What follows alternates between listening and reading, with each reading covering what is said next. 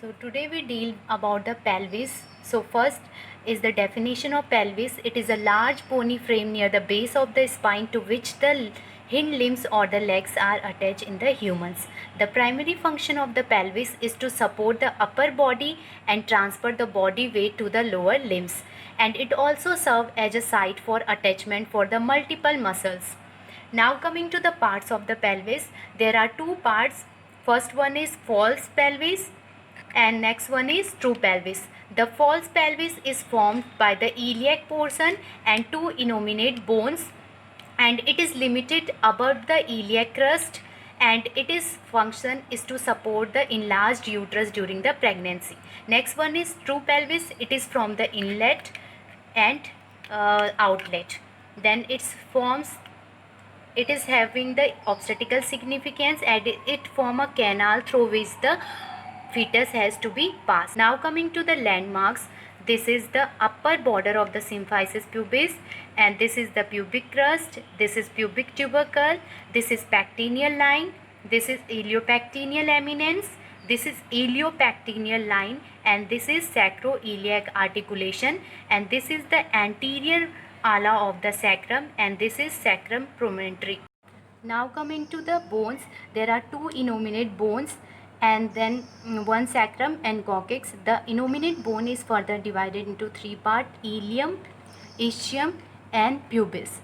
Then the ilium, this is iliac crust, this is iliac fossa, this is anterior superior iliac spine, this is anterior inferior iliac spine, this is posterior superior iliac spine, this is posterior inferior iliac spine, and next one is this is the ischium.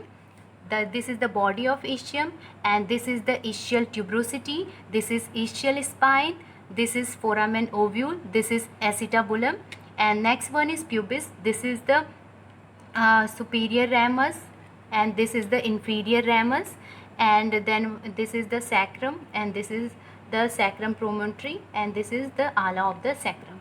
Into the diameters, the diameter are divided into the inlet, cavity and outlet.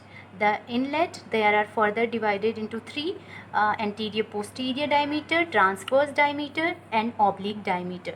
In anterior posterior there are three further diameter. First one is anatomical conjugate, that is from upper border of the symphysis pubis to the midpoint of the sacral promontory, that is 11 centimeter. And then next one is obstetrical conjugate. It is from the midpoint of the symphysis pubis to the midpoint of sacral promontory, that is 10 centimeter. And next one is the diagonal conjugate, that is from the lower border of the symphysis pubis to the midpoint of sacral promontory, that is 12 centimeter. Next one is transverse diameter. The transverse diameter is the farthest point, that is iliopectineal line, that is 13 centimeter. And next one is oblique diameter, that is from the one side of the sacroiliac joint to the opposite side of the iliopectineal eminence, that is 12 centimeter.